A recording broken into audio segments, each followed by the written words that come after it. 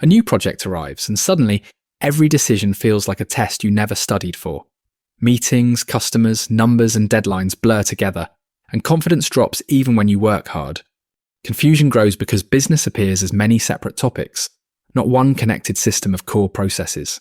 Without shared models, people chase tactics, copy jargon, and miss the few key questions that matter most. That gap creates hesitation, wasted effort, and avoidable mistakes in products, messaging, and customer promises. Over time, uncertainty turns into fear of responsibility, so opportunities pass while smaller tasks feel safer. A team builds something useful, then discovers almost nobody notices, and the few buyers hesitate at the last moment. Another team sells fast but cannot deliver consistently, so refunds rise and reputation erodes through unmet expectations. Next, you'll learn the 5 core processes, then marketing, sales, delivery, and financial control in one flow. This video is inspired by the Personal MBA by Josh Kaufman. Subscribe for more business mental models. 5 interdependent processes must connect in a business, from value creation through marketing, sales, delivery, and finance, for it to function effectively. If any process breaks down, the entire system ceases to produce results, even if effort remains high. Value without attention remains invisible. Attention without sales turns into mere curiosity. And sales without delivery lead to disappointment. Finance then measures whether the work is worthwhile, ensuring that costs and obligations are consistently covered. A hobby can be enjoyable, but it fails as a business if no one wants it at the right price. A scam can sell loudly, but it collapses when delivery breaks trust, and buyers share warnings with others. These 5 parts transform vague ambition into a clear map for diagnosing what is missing. Once the map is explicit, learning becomes focused, as each skill supports one part of the chain. Describe who values the offer, how they find it, and why they pay for each part. Then redraw the chain until each link is concrete enough to explain to a stranger in 2 minutes. Marketing begins by capturing the attention of potential buyers, then guiding their interest into a genuine desire. Receptivity depends on whether the audience is open to the message, and this can vary with timing, topic, and medium. People filter out information they don't care about, so irrelevant messages are ignored before they can be assessed. When the message feels personal and appropriate, attention is sustained longer, and the offer is given a fair chance. Generic outreach often goes unnoticed, but a carefully tailored format can prompt someone to open and read. An offer that surprises in a useful way becomes remarkable, and customers share it through conversation. Attention is not a vanity metric. It is the gateway that allows value to reach those who need it. Demand grows when interest aligns with a real need, so marketing stays connected to what is being delivered. Identify the probable purchaser, then choose one channel where they already focus and speak in their terms. Test small messages for receptivity and refine the framing until the audience quickly understands the end result. Sales converts interest into a transaction by building trust that promises will be delivered. Common ground emerges when interests overlap, so negotiation explores options until both sides agree.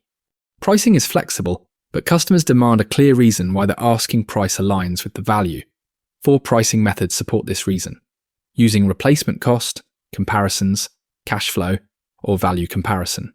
When something is rare and hard to compare, auctions reveal in real time what buyers are willing to spend. If buyers fear losing, risk reversal shifts some risk to the seller, making the decision easier. Trust and price support protect the entire system, as weak sales block value delivery from ever starting. Listening for what the buyer wants is essential, as value-based selling reinforces the real benefit of solving that problem. Prepare a simple explanation of the end result, then ask questions to uncover what the buyer values most. If this sales framework reduces guesswork, subscribe for more ways to price, negotiate, and close with confidence. Value delivery begins after the sale, transforming a promise into a result that meets the customer's expectations. The value stream encompasses every step from raw inputs to the final outcome, making inefficiencies visible. Longer processes increase the likelihood of errors, delays, and misunderstandings that reduce customer satisfaction. Distribution channels can be direct or intermediary, each choice influencing speed, cost, and reliability. Even simple products undergo many steps, from production to storage to shipping to store shelves, before purchase. Diagramming these steps reveals unnecessary transitions, making it easier to streamline the entire process. Consistent delivery makes marketing and sales easier, as quality signals reassure buyers that performance is genuine. Unmet expectations can create the expectation effect, where perceived quality drops even if the underlying function is adequate. Measure throughput as units per time, then focus on improving the constraint that limits how quickly value reaches customers. Start with one diagram of your value stream and track one throughput metric until it improves steadily. Finance ensures that the system generates sufficient profit to continue, not just impressive revenue. Sufficiency is achieved when profit covers expenses, making ongoing efforts worthwhile for everyone involved. A balance sheet displays assets, liabilities, and owner's equity at a specific moment, clarifying the true net worth. Examining financial snapshots over time reveals whether growth stems from operations or increased debt. Borrowing adds cash, but also an obligation. Net worth remains unchanged unless value is created afterward. Clear statements prevent confusion, especially when a good month is merely due to loan inflows. Internal controls protect the system from errors and misconduct, preserving trust within and outside the organisation. Segregating duties and limiting authorisation reduce the risk of one person approving, controlling, and concealing transactions. Set a monthly target revenue, then compare it to actual results to measure sufficiency. Develop a simple access and approval checklist to ensure payments, and system changes require verification before execution. Business becomes manageable when it is treated as a system of linked processes rather than mysterious talent.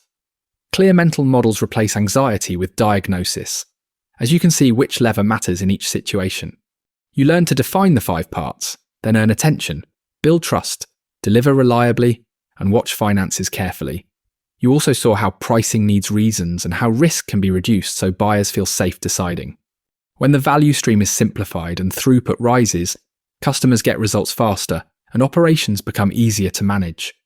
With controls in place, the organisation avoids costly errors and keeps decision authority aligned with responsibility. Start by writing the 5-part map for your current role, even if you are not building a company. Pick one weak link, measure one metric, and run small tests until results improve in a predictable way. Progress comes from repeating these fundamentals and asking better questions each time the system meets real constraints. If you want clearer frameworks for building and improving real businesses, subscribe and keep learning with me.